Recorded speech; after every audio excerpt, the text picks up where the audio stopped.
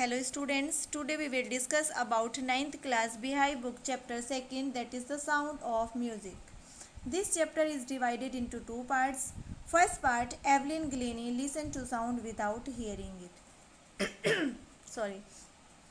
As the title shows that Evelyn Glennie, this is the character of the first part and this is a biography of Evelyn Glennie. Evelyn Glennie sound को listen कर सकती है, सुन सकती है बिना सुने. अब ऐसा कौन सा पर्सन है जो बिना सुने सुन सकता है? तो इसके लिए हम लेसन को रीड करेंगे कि कैसे एवलिन ग्लीनी बिना सुने सुन सकती है. So let's move to the chapter. God may have taken her hearing, but he has given her back something extraordinary. भगवान ने उससे उसकी सुनने की शक्ति छीन ली है, लेकिन उसे इसके बदले में कुछ एक्स्ट्रा ऑर्डिनरी दे दिया है. वॉट वी हियर, जो हम सुनते हैं, शी फील्स, वह महसूस करती है. Evelyn Glennie feels like we hear the sound, but she feels far more deeply than any of us. जो हम व्यक्ति हैं, हम क्या करते हैं, सुनते हैं, लेकिन उससे कहीं अधिक वो फील करती है. Why she express music so beautifully, और इसीलिए that is why she expresses music so beautifully, इसलिए वो म्यूजिक को बहुत ही ब्यूटीफुली तरीके से एक्सप्रेस करती है. So read the following account of a person who fought against a physical disability and made her life a success story. हम इस चैप्टर में एक ऐसी पर्सनैलिटी के बारे में पढ़ेंगे, और पर्सनैलिटी कौन है? एवलिन ग्लेनी है, जो अपनी लाइफ में एक ऐसे सक्सेस को अचीव करती है फिजिकल डिसेबल होने के बावजूद. वो फिजिकल रूप से विकलांग है, फिर भी वो एक ऐसे लाइफ में ऐसी सक्सेस को गेन करती है कि हम उसके बारे में सोच भी नहीं सकते हैं. So we start the chapter.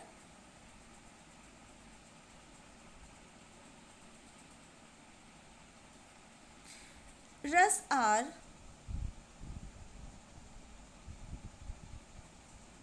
crowds jostle for position on the underground railway platform. रस माने भीड़ भरे, 8 घंटों में क्राउड्स जोस्टल, क्राउड जो भीड़ थी, जोस्टल पुश रफली, एक दूसरे को धक्का मुक्की कर रही थी, फॉर पोजीशन अपने स्थान के लिए, on the underground train platform, एक अंडरग्राउंड ट्रेन का प्लेटफॉर्म था, वहाँ पर जो क्राउड थी वो जोस्टल कर रही थी, धक्का मुक्की कर रही थी अपने प्लेस को बनाने के लिए. But A slight girl, slight thin and small girl looking younger than her 17 years, जो 17 years के जैसी लगती थी, was nervous, वो थोड़ा घबराई थी, yet excited, लेकिन excited थी, as she felt the vibration of the approaching train, क्योंकि उसने जो ट्रेन आ रही थी उसकी वाइब्रेशन को उसने फील किया. It was her first day at the prestigious Royal Academy of Music in London. और वो एक्साइटेड क्यों थी? क्योंकि वो लंदन जा रही थी, एक ज्वाइन करने के लिए, म्यूज़िक अकेडमी को ज्वाइन करने के लिए जा रही थी, और वो फेमस अकेडमी का नाम था royal academy. And doubting enough, doubting कहते हैं फ्राइटनिंग, वो थोड़ा सा फ्राइटनिंग थी for any teenager fresh from a Scottish firm, क्योंकि जो एवलिन ग्लेनी थी वो एक स्कॉटिश गर्ल थी, यानी कि एक रूरल एरिया से वो एक सिटी की तरफ जा रही थी, लंदन जा रही थी, तो थोड़ा सा वो फ्राइटनिंग थी, डर सा भी उसको लग रहा था. But this inspiring musician faced a bigger challenge, लेकिन जो एक ये म्यूजिशियन थी, इसने एक बिगर चैलेंज को फेस किया. Than most she was profoundly deaf, और उसने क्या चैलेंज को फेस किया? क्योंकि वो पूर्ण रूप से वो डेफ थी, बहरी थी, सुन नहीं सकती थी, लेकिन फिर भी उसने एक चैलेंज लिया कि मैं लंदन जाऊंगी और एक म्यूज़िक की एकेडमी को ज्वाइन करूंगी.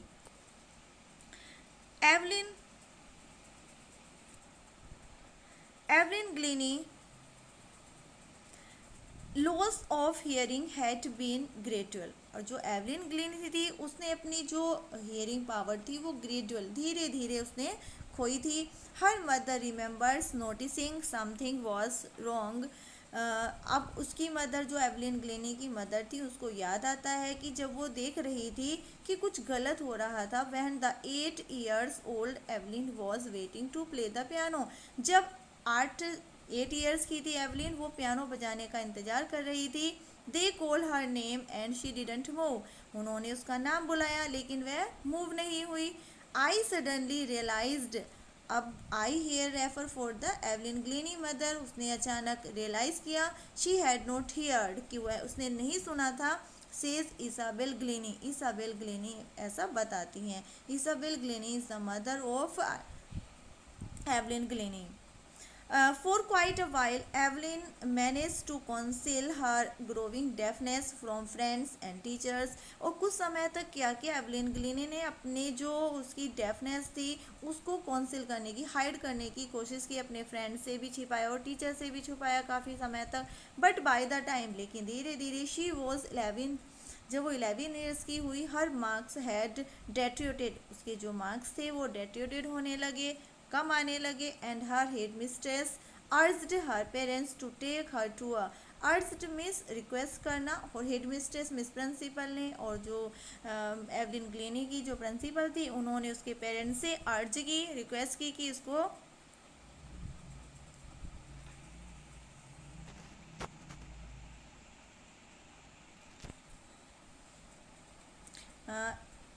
स्पेशलिस्ट के पास ले जाया जाए, एवलिन ग्लेनी को एक स्पेशलिस्ट के पास ले जाएं।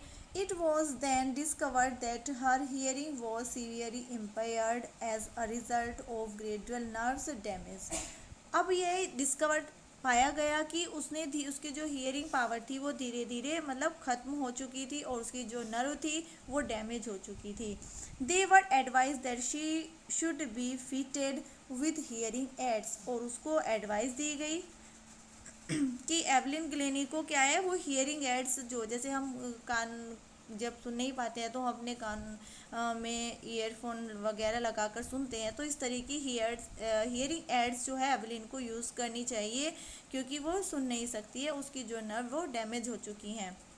And sent to school for the deaf, और उसे डेफ स्कूल में भेज देना चाहिए। Everything suddenly looked black says Evelyn.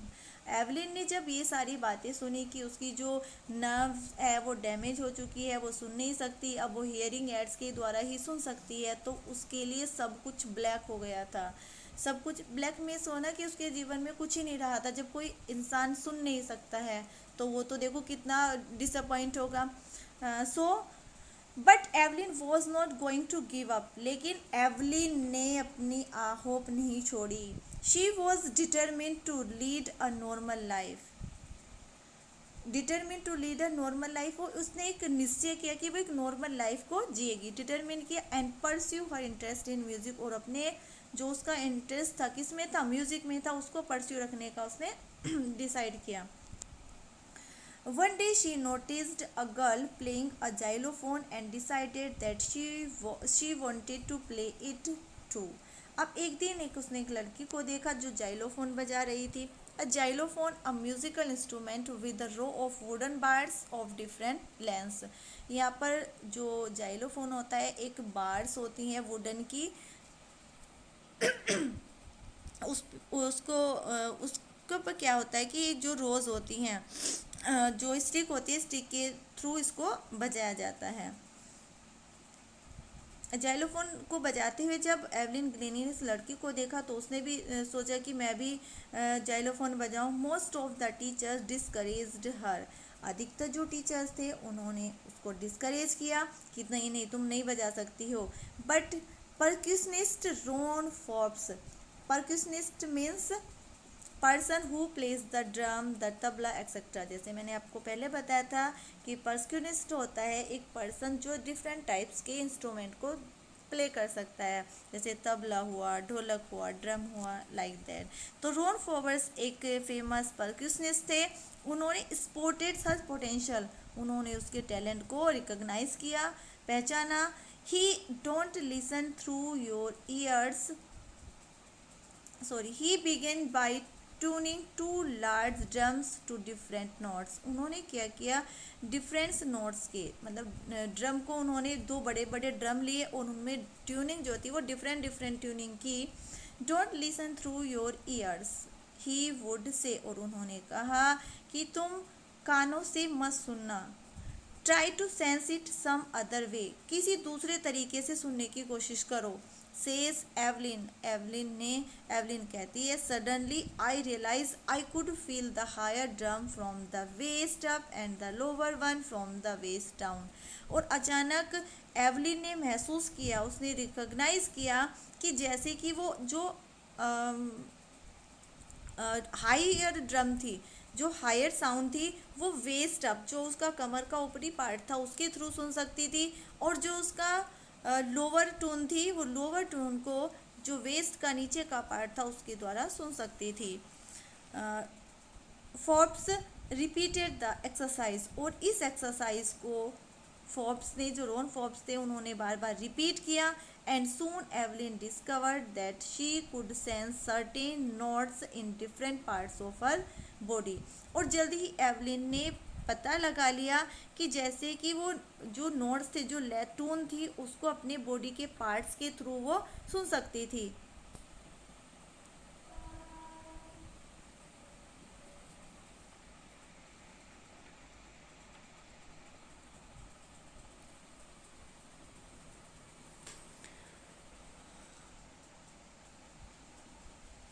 I had learned to open my mind and body to sounds and vibration.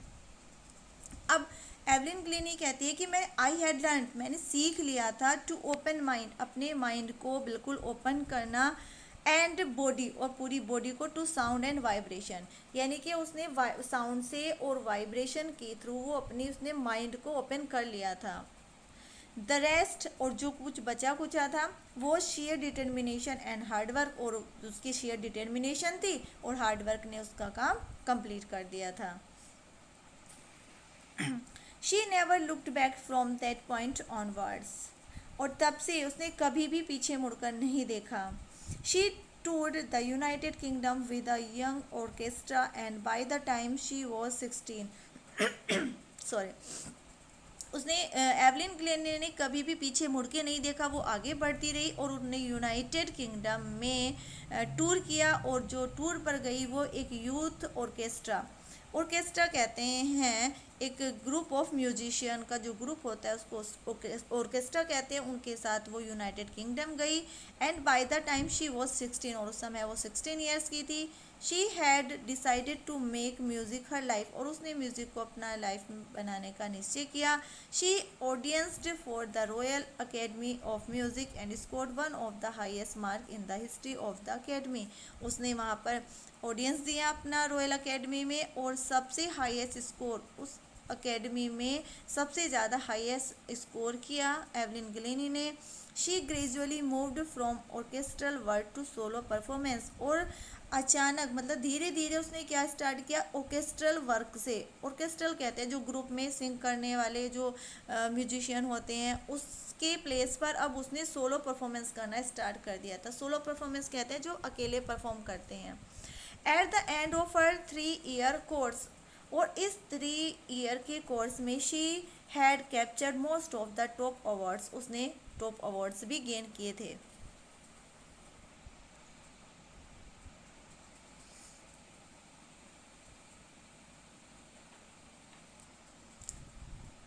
And for all this, Evelyn would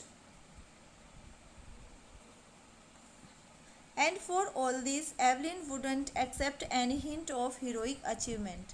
और Evelyn कहती है कि मैंने कोई जो हीरोइक, जैसे हीरो वगैरह होते हैं वो अपनी अचीवमेंट गेन कर लेते हैं, इस तरह से मैंने कोई अचीवमेंट गेन नहीं की।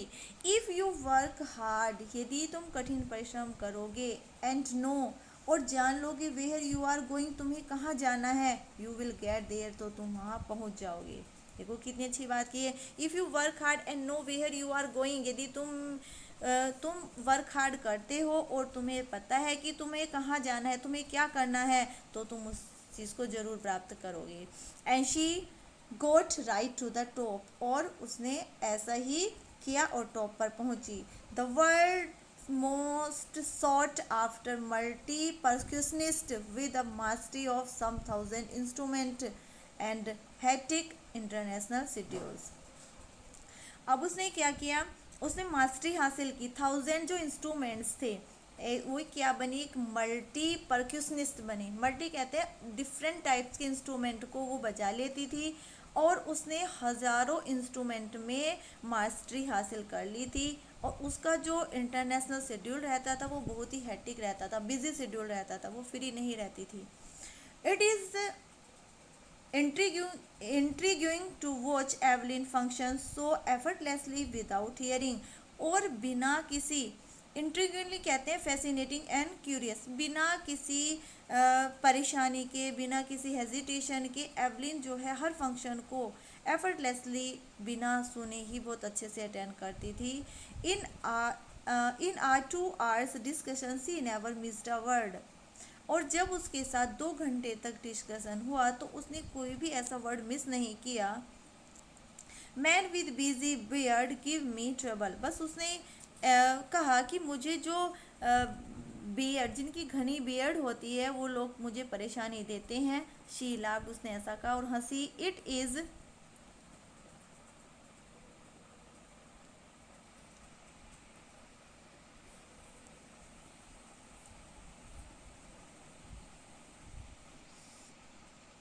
It is not just watching the lips, it is the whole face, especially the eyes. She speaks flawlessly with a Scottish tilt.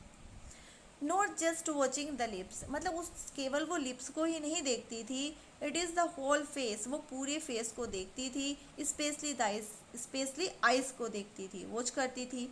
She speaks flawlessly with Scottish lilt, और स्कॉटिश जो थी वो बहुत ही fluently बोलती थी, विदाउट अ फॉल्ट और mistake के वो स्कॉटिश बोलती थी।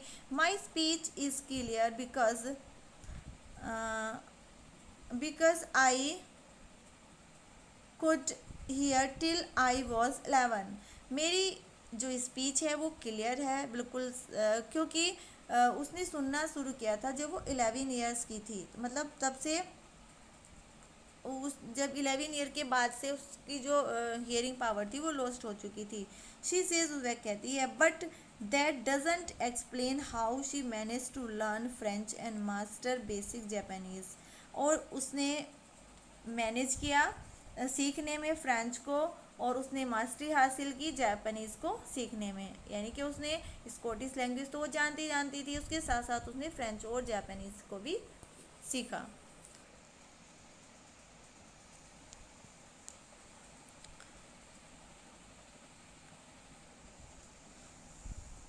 As for music, she explains, she pour in through every part of my body. It entangles in the skin, my cheekbones and even in my hair.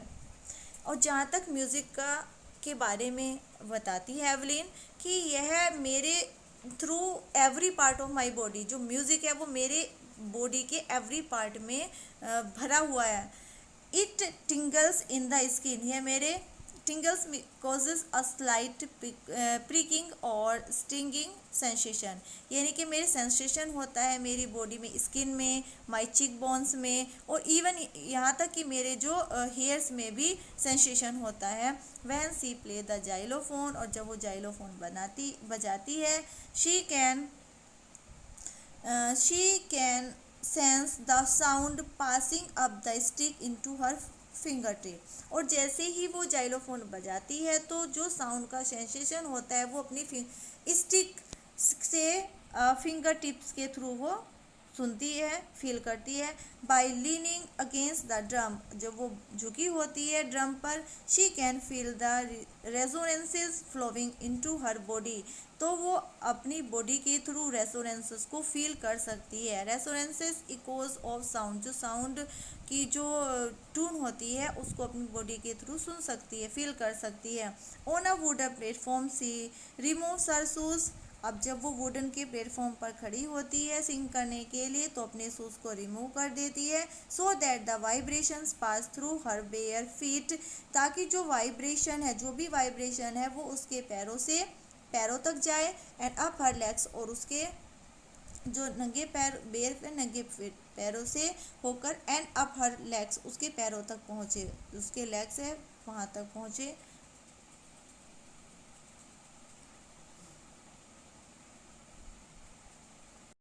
Note surprisingly Evelyn delights her audiences. इसमें कोई surprise वाली बात नहीं है। Evelyn ग्लीनी जो थी वो अपनी ऑडियंस को डिलाइट्स करती थी, उन्हें प्लीज़र देती थी।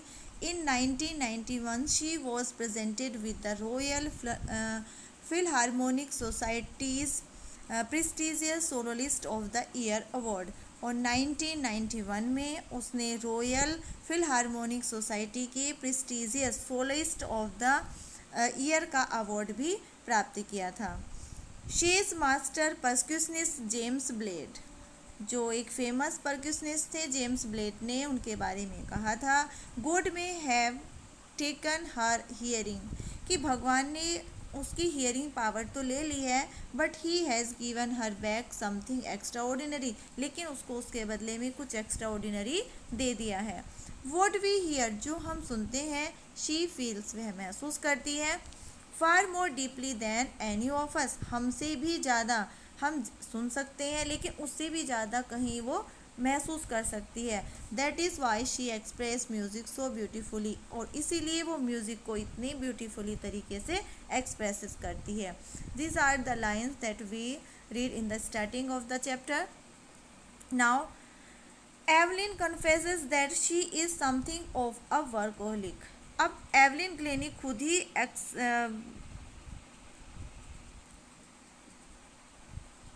कन्फेस करती है कि वो वर्कोलिक है। Workaholic means a person who find it difficult to stop working, जो वर्क करने में अपने आप को बिज़ी रखता है, हमेशा वो रेगुलर वर्क करता है, बिज़ी रहता है, आइडल नहीं रहता है, तो उसको बोलते हैं वर्कोलिक। और जो एवलिन ग्लीनी थी वो वर्कोलिक थी, वो हमेशा वर्क में बिजी रहती थी। I have just go to work, मेरे पास अभी भी वर्क है। Often harder than classical musician, जो क्लासिकल म्यूजिशियन होते हैं उनसे भी ज़्यादा हार्ड वर्क वो करती है। But the rewards are enormous, और यदि वो हार्ड वर्क ज़्यादा करती है तो उसका जो रिवॉर्ड्स होते हैं वो भी उसके बड़े होते हैं। Apart from the regular concert, और जो वो रेगुलर परफॉर्मेंस करती है, Evelyn also gives free concerts in prisons and hospitals. तो वो जितने भी प्रिजन्स हैं, जेल होती हैं और हॉस्पिटल्स होती है, वहाँ पर भी अपनी परफॉर्मेंस करती है, और जो परफॉर्मेंस करती है वो उसको फ्री करती है। She also gives high priority to the classes for young musician, और जो यंग म्यूजिशियन होती है वो उनको ज़्यादा प्रायोरिटी देती है।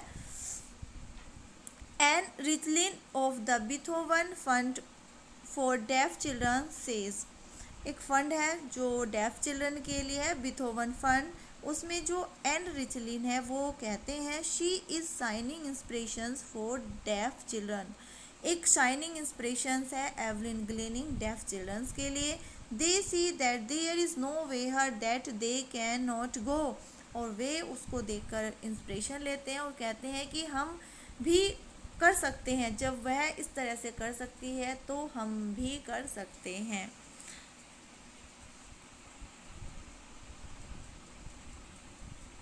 Evelyn Glennie has already accomplished more than most people twice her age।